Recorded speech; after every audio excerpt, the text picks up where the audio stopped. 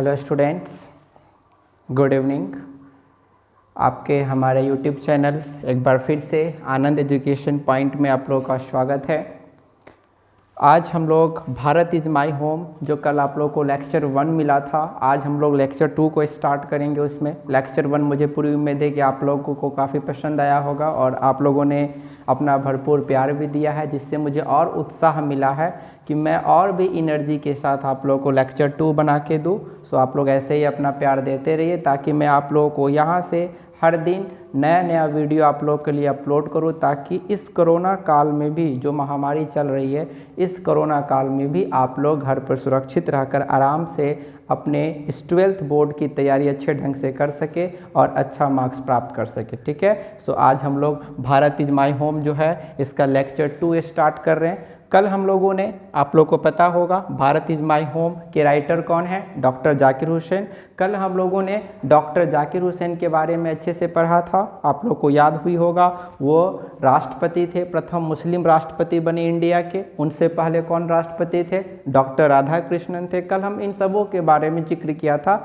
आज जहाँ तक हम लोगों ने कल पढ़ लिया था, उससे आगे की कहानी को आज हम लोग स्टार्ट करते हैं। ठीक है, तो शायद हम लोगों ने कल लेक्चर 1 में आप लोग को पैराग्राफ 1 पढ़ा चुका था मैं। आज पैराग्राफ 2 की बारी है। ठीक है, पैराग्राफ 2 को मैं एक बार फिर से बता देता हूँ, क्योंकि कल चूँकि लाइट प्रॉब्लम चल रही थी वहाँ पे इंस्टीट्यूट पे, इसीलिए मैं आप लोग को ठीक से पैराग्राफ 2 नहीं बता पाया। क्योंकि आज मैं आप लोग का ये वीडियो जो बना रहा हूँ अपने रूम से ही बना रहा हूँ, इसीलिए यहाँ पर लाइट की प्रॉब्लम कुछ नहीं होगी। सो एक बार फिर से मैं आप लोग को लेक्चर 2 बता देता हूँ, अच्छे से समझने की कोशिश कीजिएगा।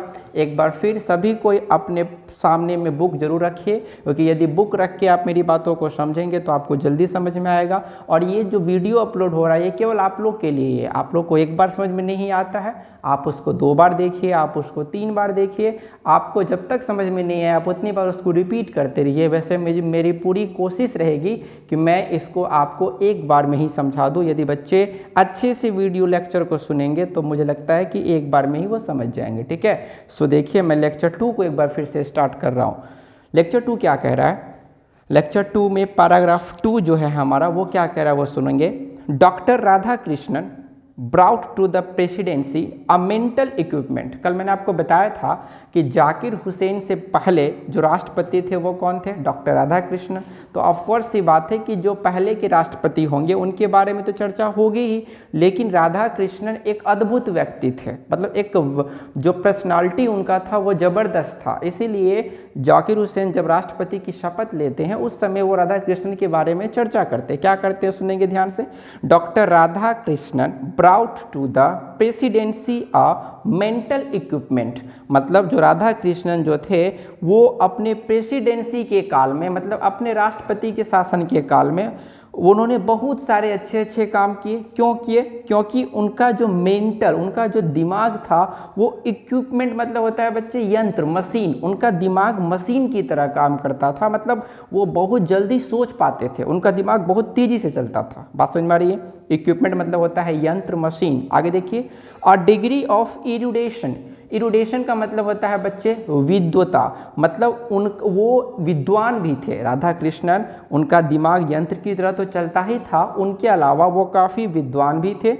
एंड वेल्थ ऑफ एक्सपीरियंस, इसका मतलब होगा कि उनके पास अनुभव का भंडार था। वेल्थ मतलब होता है बच्चे भंडार, एक्सपीरियंस मतलब होता है अनुभव। राधा कृष्णन का दिमाग यंत्र की तरह था, वे विद्वान भी थे और साथ ही साथ उनके पास अनुभव का भंडार भी था। ठीक है, आगे देखिए, जो मैं वर्ड मीनिंग बोलता जा रहा हूँ आप अपने पास एक कॉपी भी रखिए, या फिर आप अपनी जो बुक है उसमें भी आप पेंसिल का यूज करके उसका आप हिंदी मीनिंग जरूर लिख लीजिए। क्यों, ताकि जब आप घर पे उसको दोबारा रीडिंग दें तो आपको वर्ड मीनिंग प्रॉब्लम क्रिएट ना करे। ठीक है, आगे देखिए, rarely to be found anywhere. मतलब जाकिर हुसैन कहते हैं रेयरली मतलब होता है शायद ही, फाउंड मतलब होता है मिलना, एनीवेयर मतलब होता है कहीं भी। मतलब राधा जो जाकिर हुसैन है वो ये कहते हैं चूँकि राधा कृष्णन उनका दिमाग बहुत तेज चलता था, दूसरी बात है कि वो काफ़ी विद्वान भी थे, अनुभव का भंडार भी था, तो ऐसे व्यक्ति शायद ही कहीं मिलते हैं। वो कहते हैं कि राधा कृष्णन जैसे व्यक्ति शायद ही कभी मिलते हैं या कभी कभी जन्म लेते हैं। इतने उनका व्यक्तित्व, उनका जो पर्सनालिटी था इतना अच्छा था कि जाकिर हुसैन कहते हैं कि उनके जैसे व्यक्ति जल्दी मिलना आसान बात नहीं है। ठीक है, आगे देखिए। ड्यूरिंग अ लाइफ टाइम, पूरे जीवन पर्यंत, किनके बारे में बात हो रही है? राधा कृष्णन के बारे में। पूरे जीवन पर्यंत devoted to the pursuit of knowledge and truth, मतलब कहते हैं कि पूरे जीवन भर उन्होंने न्यौछावर कर दिया। एक वर्ड है यहाँ पर डिवोटेड। डिवोटेड का हिंदी मतलब होता है बच्चे न्यौछावर कर देना, समर्पित कर देना। To the pursuit of knowledge and truth, knowledge का मतलब होता है बच्चे ज्ञान, ट्रूथ का मतलब होता है सच्चाई, और परसुएट का मतलब होता है प्राप्त करना। मतलब राधा कृष्णन ने अपने जीवन पर्यंत, जीवन के दौरान, पूरे जीवन में केवल इसी चीज को प्राप्त करते रह गए कि ज्ञान क्या है, सत्य क्या है। ज्ञान और सत्य की खोज में अपने जीवन को पूरी तरह समर्पित कर दिया। किसने? राधा कृष्णन ने। मतलब राधा कृष्णन केवल ये समझते थे कि यदि हमारे पास ज्ञान है, हमारे पास सच्चाई है, सत्यता है, तो फिर हम दुनिया की कोई भी चीज़ आराम से कर सकते हैं। ज्ञान को उसने, नॉलेज को बहुत बड़ा वैल्यू दिया है इस चैप्टर में, जो आगे हम लोग देखेंगे। आगे देखिए फिर, he has done more than probably, समझिएगा ध्यान से, कल यहीं तक मैंने पढ़ाया था, अब यहाँ सुनेंगे ध्यान से। He has done more than probably, उन्होंने बहुत चीज काम, देखो ही हैज़ डन, उन्होंने पूरा किया, मोर देन प्रोबेबली, संभवतः से ज्यादा, मोर देन प्रोबेबली मतलब जितना लोगों ने संभावना किया था उनसे, किन से? राधा कृष्ण से, कि ये ऐसा काम करेंगे अपने राष्ट्रपति के दौरान, उनसे कहीं ज्यादा, मोर देन प्रोबेबली, संभवतः से ज्यादा, एनी अदर मैन, किसी दूसरे व्यक्ति से। अब देखो जाकिर हुसैन क्या कर रहे हैं कि राधा कृष्णन इतने अच्छे थे कि वो दूसरों व्यक्ति से कहीं ज्यादा अपने राष्ट्रपति शासनकाल में उन्होंने काम किया। आगे देखेंगे। टू ब्रिंग आउट का मतलब होता है बच्चे प्रकाशित करना। क्या करना? प्रकाशित करना।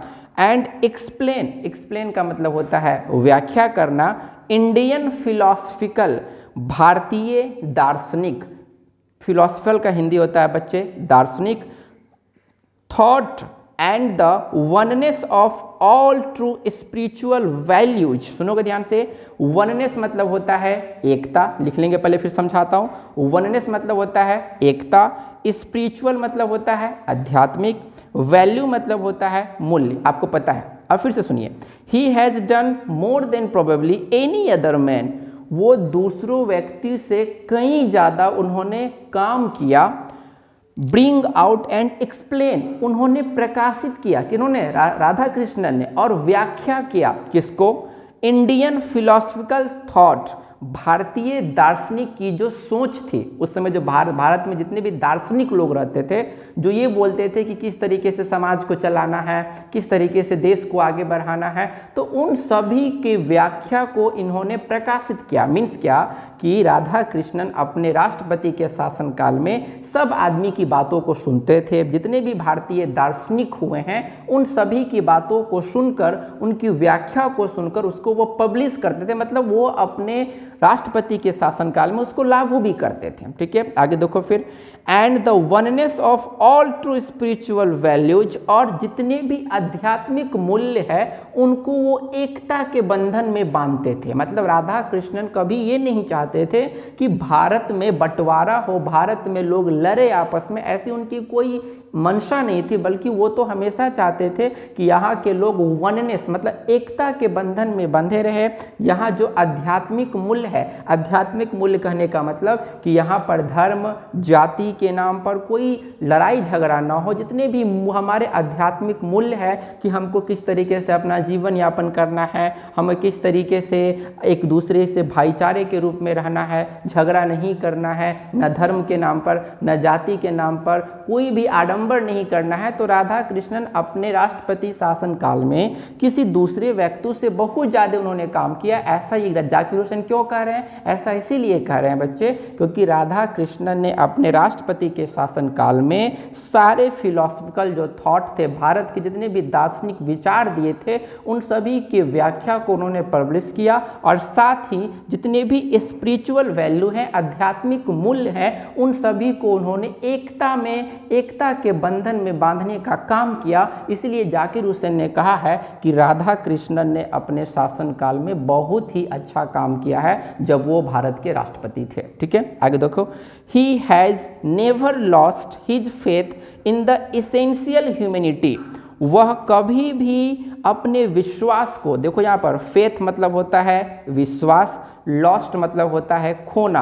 अब क्या कहते हैं Zakir Hussain? He has never lest, उन्होंने कभी नहीं खोया। किन्होंने? राधा कृष्णन ने कभी नहीं खोया किसको? हिज फेथ, अपने विश्वास को। उनका विश्वास बहुत अडिग था, वो विश्वासी आदमी थे कि हम भारत की इस जो अभी समस्या चल रही है, कोई भी समस्या को वो निदान अपने दिमाग से करते थे, क्योंकि मैंने पहले ही बताया उनका दिमाग यंत्र की तरह चलता था, वो विद्वान भी थे, तो वो विश्वास जल्दी उनका खोता नहीं था, बल्कि वो हमेशा कॉन्फिडेंट होकर, विश्वासी होकर किसी भी समस्या का समाधान करते थे। इसीलिए वहाँ पर जाकिर हुसैन ने कहा है कि ही हैज़ नेवर लेस्ट, वो कभी नहीं खोते थे अपने विश्वास को in the essential humanity of the man, मनुष्य की मानवता की जो आवश्यकता है।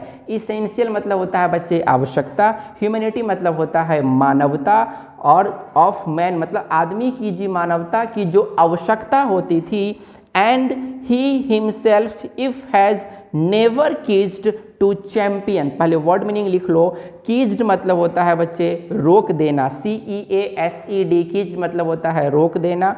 चैंपियन का मतलब यहाँ पर है बच्चे समर्थन करना, लिखते जाओ सब कोई। चैंपियन मतलब होता है बच्चे यहाँ पर समर्थन करना। The right of all man to live in dignity and with justice. सुनोगे ध्यान से एक बार फिर से, he has never lost his faith, उन्होंने अपने विश्वास को कभी नहीं खोया। मतलब कौन से विश्वास को? जब वह मानव की मानवता की सेवा करते थे अपने राष्ट्रपति के शासनकाल में, जब वह मानवता की सेवा करते थे तो अपने विश्वास को नहीं खोते थे। और साथ ही साथ देखो आगे समझो, ही हैज़ नेवर कीज्ड, उन्होंने कभी नहीं रोका, उन्होंने कभी नहीं रोका, बल्कि चैंपियन समर्थन किया। किसका समर्थन किया? The right of all man, सभी आदमियों की बातों को, live in dignity and with justice, जो लोग न्याय करते थे। देखो ध्यान से, डिग्निटी मतलब होता है बच्चे गौरव, क्या होता है? गौरव। जस्टिस मतलब होता है बच्चे न्याय, मतलब न्याय और गौरव रूपी जब भी मनुष्य बात करता था उनके शासनकाल में, लेकिन हाँ जस्टिस होना चाहिए, उनके बातों में न्याय होना चाहिए, गौरवपूर्ण बात होनी चाहिए। जो लोग इन दोनों बातों को लेकर उनके सामने जाते थे तो उन लोगों को वो कभी रोकते नहीं थे, बल्कि उनका क्या करते थे? समर्थन करते थे, चैंपियन करते थे।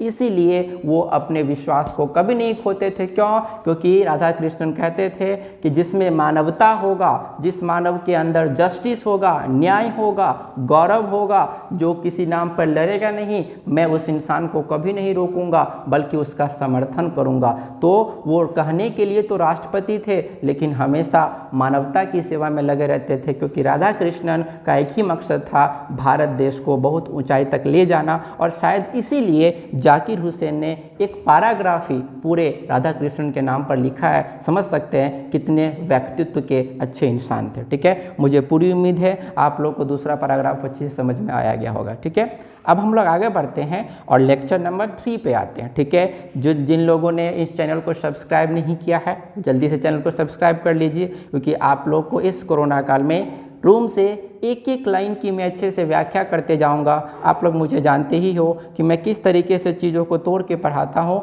कहीं कोई दिक्कत नहीं होगा। एक बार चैप्टर ख़त्म हो जाएगा, हम इसी चैनल पे आप लोग को ऑब्जेक्टिव भी करवाएंगे और मैं क्वेश्चन करूँगा, आप लोग खुद आंसर करोगे। वो तब पॉसिबल हो पाएगा बच्चे जब आप चैप्टर को अच्छे से सुनोगे, एक एक लाइन को सुनोगे, एक एक वर्ड मीनिंग को सुनोगे, क्योंकि बच्चे एग्जाम में, आपके एग्जाम में वर्ड मीनिंग स्पेलिंग भी आता है और वो सारी बुक से ही रहते हैं। इसलिए जो मैं वर्ड मीनिंग हिंदी में बोलता हूँ आप उसको लिखा करो, उस वर्ड मीनिंग को ध्यान से देखो, आपके एग्जाम में बिल्कुल वही वर्ड मीनिंग आएगा, ठीक है। सो अच्छे से आप लोग सपोर्ट कीजिए, क्योंकि आपके सपोर्ट से ही हम लोगों को ऊर्जा मिलती है और हम लोग यहाँ पर आके आप लोग के लिए वीडियो बनाते हैं। और साथ ही साथ इस वीडियो को अपने दोस्तों में भी शेयर कीजिए, ताकि आपके दोस्त भी इस कोरोना काल में इस इंग्लिश की तैयारी अच्छे ढंग से कर ले। जो भी मैथ्स के स्टूडेंट हैं उनके लिए मैं 1-2 दिन में मैथ्स का भी वीडियो लाऊंगा, फिर आप लोग मैथ्स का भी वीडियो आराम से घर बैठे देख सकते हैं। फिलहाल अभी हम लोग पूरा कंसंट्रेट करते हैं इंग्लिश पे। ओके, आते हैं हम लोग लेक्चर नंबर 3 में।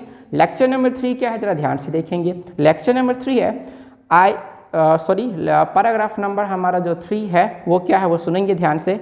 आई कैन ओनली एश्योर, कहते हैं जाकिर हुसैन, क्योंकि दूसरा पैराग्राफ किस पर था, राधा कृष्णन पर। तीसरा पैराग्राफ में देखते हैं वो क्या कहते हैं। I can only assure you, वो कहते हैं भारतवासियों से कि मैं आपको एश्योर करता हूँ, मैं आपको विश्वास दिलाता हूँ। लिख लोगे वर्ड मीनिंग। एश्योर का मतलब होता है ASSURE, उसका हिंदी होता है विश्वास दिलाना। वो कहते हैं कि मैं आपको विश्वास दिलाता हूँ that I inter this office, मैं इस ऑफिस में इंटर करता हूँ। किन ऑफिस की बात हो रही है बच्चे, राष्ट्रपति पद में। मतलब जब वो राष्ट्रपति भवन में एंट्री करते हैं, जाते हैं, तब वो लोगों से कहते हैं कि मैं आपको विश्वास दिलाता हूँ कि जब मैं उस ऑफिस में इंटर करूँगा, प्रवेश करूँगा, किस ऑफिस में, राष्ट्रपति भवन में, जब मैं इंटर करूँगा इन अ स्पिरिट, पूरे जोश के साथ, स्पिरिट मतलब होता है जोश के साथ, ऑफ प्रेयरफुल ह्यूमैनिटी, मतलब बहुत ही विनम्र रूप में। ह्यूमैनिटी का हिंदी क्या होता है बच्चे, विनम्रता। मतलब वो कहते हैं कि मैं विनम्र स्वभाव से अपने इस ऑफिस में प्रवेश करूंगा पूरे जोश के साथ, लेकिन मेरा स्वभाव विनम्र होगा। एंड टोटल डेडिकेशन, पूर्णतः समर्पित होकर। लिख लोगे, डेडिकेशन मतलब होता है समर्पित करना, ह्यूमिलिटी मतलब होता है विनम्रता। मतलब यहाँ पर जाकिर हुसैन ने कहा है लोगों को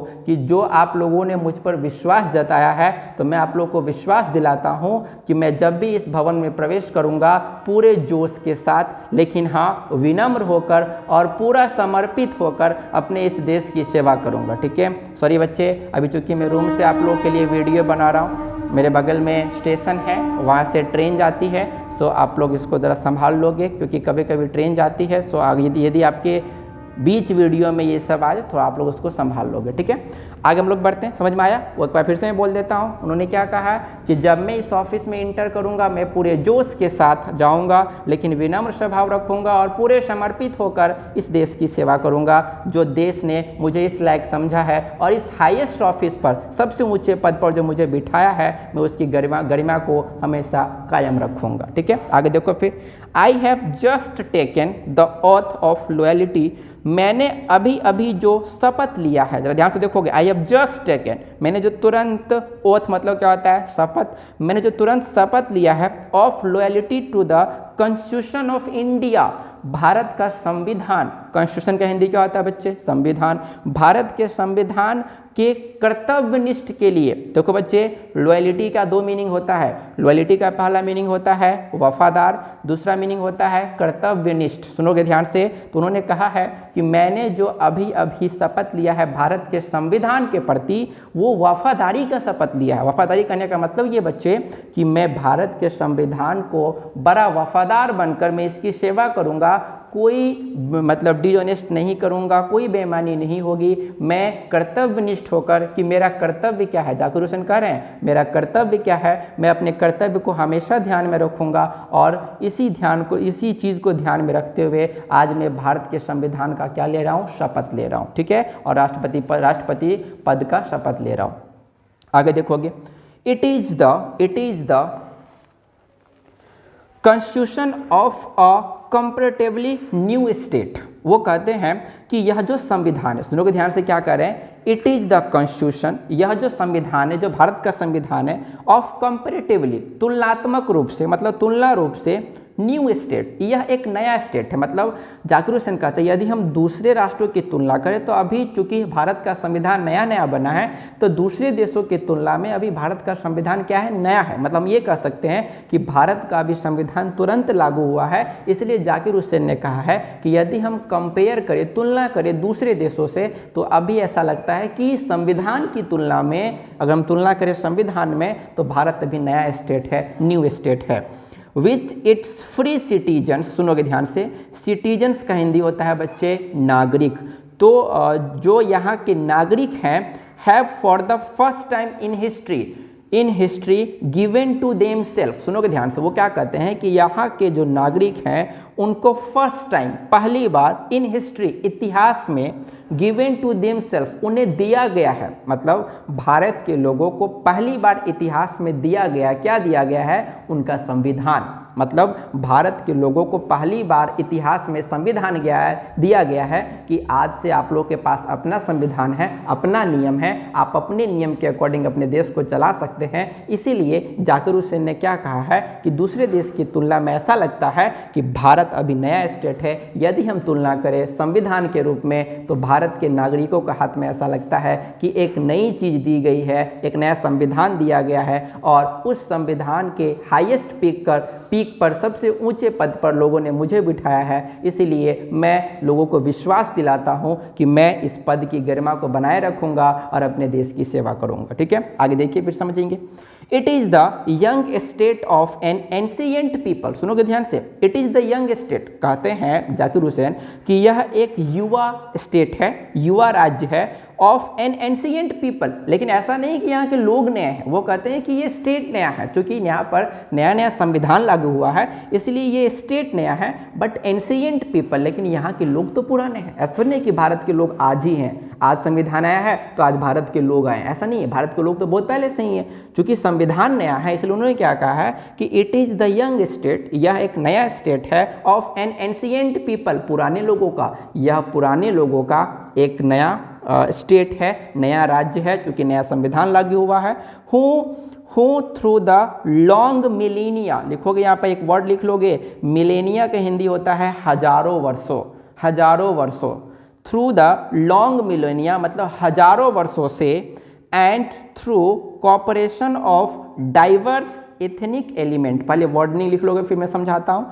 डाइवर्स मतलब होता है बच्चे अनेक, एथनिक मतलब होता है जातीय, और एलिमेंट्स मतलब होता है तत्व। एक बार फिर सुन लोगे, डाइवर्स मतलब होता है अनेक, एथनिक मतलब होता है जातीय, और एलिमेंट्स मतलब होता है तत्व। अब फिर सुन लोगे, थ्रू द लॉन्ग मिलेनिया, हजारों वर्षों से, and through cooperation of diverse ethnic elements, और साथ में अनेक जातीय तत्व के सहयोग से, एक वर्ड है कोऑपरेशन, कोऑपरेशन का हिंदी होता है सहयोग, हजारों वर्षों से और साथ ही साथ अनेक जातीय तत्वों के सहयोग से। अब सुनोगे मेरी बात, जिस समय भारत का संविधान लागू हुआ था उस समय भारत में विभिन्न जाति के लोग रहते थे, आज भी रहते हैं, लेकिन उस टाइम में एकता ज़्यादा थी, तभी तो भारत स्वतंत्र हुआ ना, सभी धर्म ने मिलकर, सभी जाति ने मिलकर सहयोग किया, तभी तो भारत आज़ाद हुआ ना। अभी चूंकि धर्म के नाम पर लड़ाई होती है, जाति के नाम पर लड़ाई होती है, लेकिन उस टाइम में सब लोग एकता के बंधन में बंधे थे, तब जाके भारत को संविधान प्राप्त हुआ,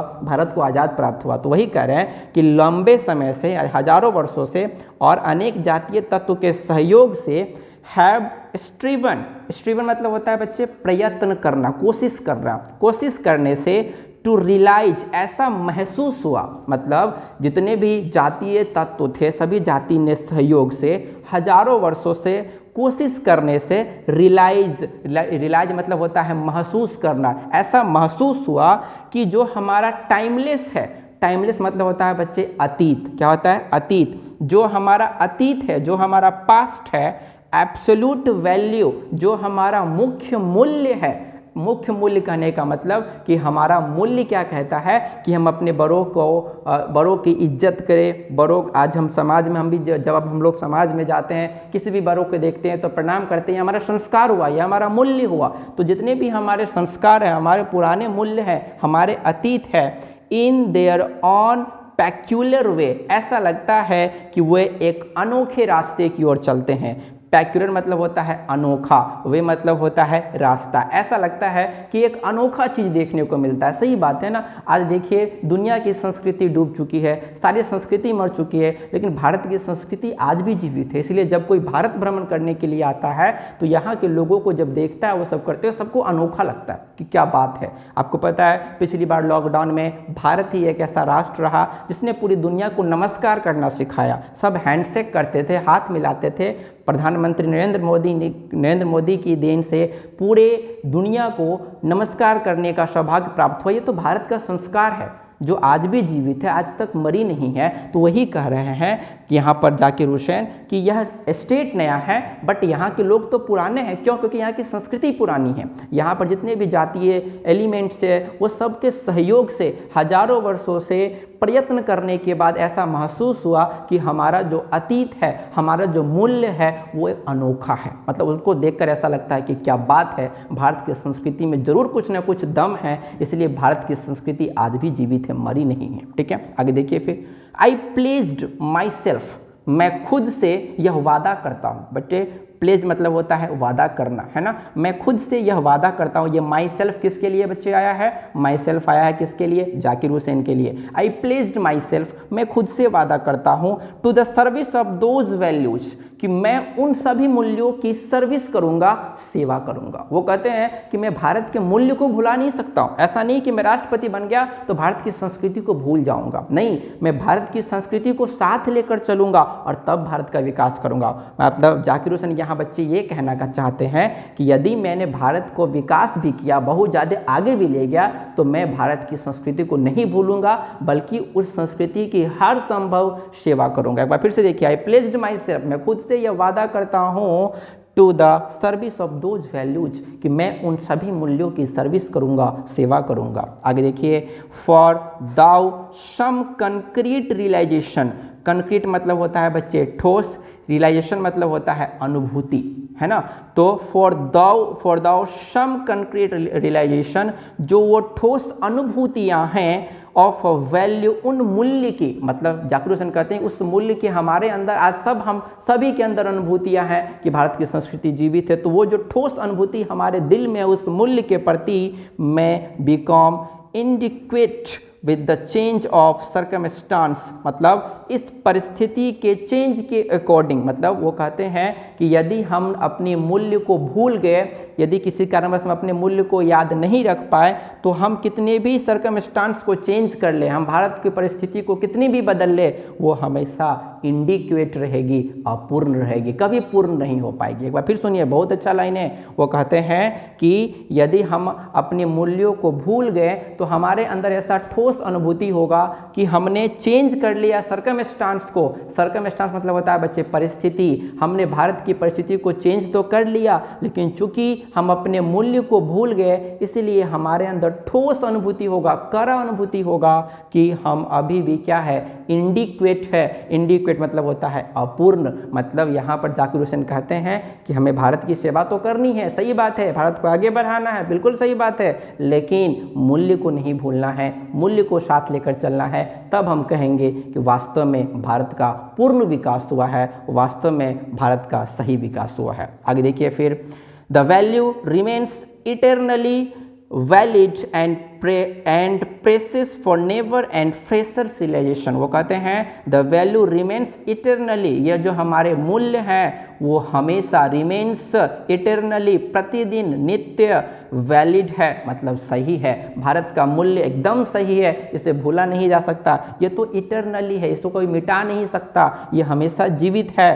and presses for newer and fresher realisation, वो कहते हैं हमारे जो फ्रेशर रियलाइजेशन है, हमारे जो नए पीढ़ी आने वाली है, न्यूअर मतलब होता है नई पीढ़ी, फ्रेशर मतलब होता है जो आने वाली पीढ़ी है, नई पीढ़ी है, उन लोगों को ये रियलाइज करवाना होगा, यह महसूस दिलाना होगा कि हमारा जो वैल्यू है वो वैलिड है, हमारा जो मूल्य है वो जीवित है, वो सही है। मतलब जाकिर हुसैन कहते हैं कि यदि हम ही लोग अपने वैल्यू को भूल जाएंगे, खो देंगे, तो हमारे आने वाली पीढ़ी क्या याद रखेगी। वो कहते हैं कि यदि हम अपने आने वाली पीढ़ी को रियलाइज करवाना चाहते हैं, महसूस दिलाना चाहते हैं, तो हमें अपने मूल्य को भी साथ लेकर चलना होगा, तभी हम अपने आने वाली पीढ़ी को बता पाएंगे कि जो हमारा वैल्यू है, जो हमारा मूल्य है वो क्या है, इटरनली है, जो कभी मिट नहीं सकता है, वैलिड है मतलब सही है, ताकि हमारे आने वाली पीढ़ी भी मूल्य को ना भूले और आगे बढ़े। ठीक है, आगे देखिए, the past is not dead and static,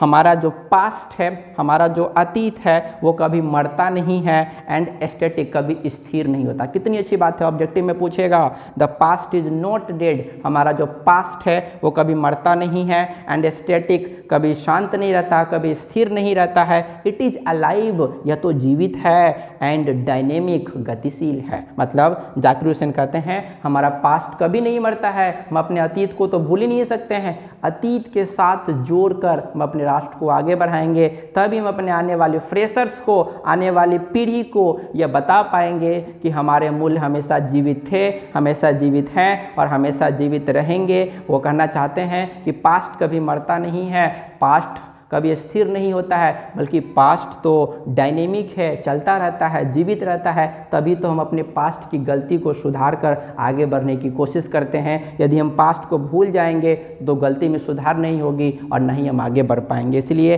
सबको अपना पास्ट याद रखना चाहिए, पास्ट कभी मत भूलो, पास्ट को ही याद में रखकर लोग आगे बढ़ने की कोशिश करते हैं। ठीक है, आगे देखो, and is involved in determining the quality of our present and the prospects of our future. वो कहते हैं कि यदि हम अपने पास्ट को नहीं भूलेंगे, पास्ट को हमेशा आगे लेकर चलेंगे, तो वो क्या होगा, इन्वॉल्व्ड मतलब लगा रहेगा, किसमें, इन डिटरमाइनिंग मतलब निर्धारित करने में। फिर सुन लो, इन्वॉल्व मतलब होता है लगा होना, डिटरमाइनिंग मतलब होता है निर्धारित करना, निर्धारित करने में लगा होगा, किसको, क्वालिटी ऑफ आवर प्रेजेंट, हमारे प्रेजेंट के क्वालिटी को निखारने में, and prospects of our future, और अपने फ्यूचर को प्रोस्पेक्ट बनाने में, समृद्ध बनाने में। सुनोगे ध्यान से, उन्होंने कहा कि क्या कहा है कि यदि हम अपने पास्ट को नहीं भूलेंगे तो वो काफ़ी हेल्प करेगा अपने प्रेजेंट को ठीक करने में, और आपको पता है जिसका प्रेजेंट ठीक है उसका फ्यूचर तो ब्राइट होगा ही। आप पास्ट में क्या थे ये ज़्यादा इंपॉर्टेंट नहीं है। एक कहावत है ना, जब जागो तब सवेरा, आप जब जागेंगे तब सवेरा हो जाएगा। यदि आप आज जागे हैं, आज आप इंग्लिश पढ़ना स्टार्ट किए हैं, अपने अंदर ये कॉन्फिडेंट लाओ कि मुझे पढ़ना है, किसी भी हाल मुझे पढ़ना है। जब समय चेंज हुआ है बच्चे, आज देखिए हर चीज़ ऑनलाइन हो गया है, अपने सोच को भी चेंज करना होगा। और मैं अपने जितने भी गार्जियंस हैं, मैं उन सभी से ये रिक्वेस्ट करता हूँ कि वो भी अपने बच्चों को सपोर्ट करें। इस कोरोना काल में अपने बच्चों का भरपूर ख्याल रखें, उन्हें घर पर ही वो माहौल दे ताकि उनके अंदर ऐसा फील हो कि हम अपने कोचिंग से ही पढ़ रहे हैं। बाकी यहाँ टीचर आपके लिए मेहनत कर ही रहा है, और ये तो आपका बुक लिखता है। जाकिर हुसैन ने कहा है यदि हम अपने पास्ट को भूल जाते हैं तो उससे हमारा प्रेजेंट भी खराब हो जाएगा और फ्यूचर भी। यदि हम अपने पास्ट को नहीं भूलते हैं, उनको हमेशा अपने साथ लेके चलते हैं, तो हमारा क्वालिटी, हमारा निखरता है अपना गुण प्रेजेंट का भी, और जो फ्यूचर है वो प्रोस्पेक्ट बनता है, समृद्ध बनता है। ठीक है, मुझे पूरी उम्मीद है आप लोगों को ये पैराग्राफ 3 भी समझ में आ गया होगा। आप लोग इस दोनों पैराग्राफ को बहुत अच्छे से पढ़िए। आज का हमारा लेक्चर 2 हम यहीं पर समाप्त करते हैं। धीरे धीरे आप लोगों को मैं इसलिए कम वीडियो बना के दे रहा हूँ ताकि आप लोग अच्छे ढंग से इसको पढ़ सकिए। एक बार में ज़्यादा दे दूंगा, आप लोग भी नहीं समझ पाओगे। 2-2, 3-3 पैराग्राफ करके हम लोग इसको 3-4 लेक्चर में, 5 लेक्चर में फिनिश कर देंगे। आप लोग का काम है, आप इसको फिर से 1 से स्टार्ट करो, 1, 2, 3 ध्यान से सुनो, जाकिर हुसैन के बारे में अच्छे से पढ़ो, खूब अच्छे से पढ़िए। जहाँ भी डाउट होती है आप लोग का मेरा व्हाट्सअप नंबर है ही, आप उससे मुझे मतलब मैसेज कीजिए, मैं आप लोग के प्रॉब्लम को, समस्या को दूर कर दूंगा। बट मुझे लगता है कि मैं इतने अच्छे से एक्सप्लेन ही कर देता हूँ कि आप लोग समझ जाते होंगे। आप लोग की तरफ से पहले लेक्चर में भरपूर प्यार मिला, उन सभी के लिए आप लोग को बहुत बहुत धन्यवाद, बहुत बहुत शुक्रिया। आप लोग ऐसे ही अपना प्यार देते रहिए, और यहाँ से मैं आप लोग को हर दिन एक नया नया वीडियो अपलोड करता रहूँगा। साथ में कुछ और सब्जेक्ट को लेकर मैं आ रहा हूँ जो आप लोगों को मिलेगा। आप लोग घर पर बैठ के इस कोरोना काल में अपनी तैयारी को 100% दे, अच्छा रिजल्ट लाए, क्योंकि आपके रिजल्ट से ही हमारे इस चैनल का, हमारे इंस्टीट्यूट का नाम होगा। क्योंकि एक टीचर डिफाइन है बच्चे को लेकर, यदि बच्चा है तो टीचर है। आपके कारण हम लोग हैं, आपकी सेवा में हम लोग हैं, आपकी सेवा में ही ये पसीना बह रहा है सिर्फ आप लोग के लिए, ताकि आप लोग को घर बैठे ही ये जो चैनल है आनंद एजुकेशन पॉइंट, ये आप लोग को एक बेहतरीन एजुकेशन दे, ताकि आप लोग घर बैठे अपने हर लक्ष्य को प्राप्त कर सके। So thank you so much, God bless you. इसको आप लोग अच्छे से कंप्लीट कर लिए। शायद वीडियो भी लंबा बन चुका है, फिर कल मैं आप लोग के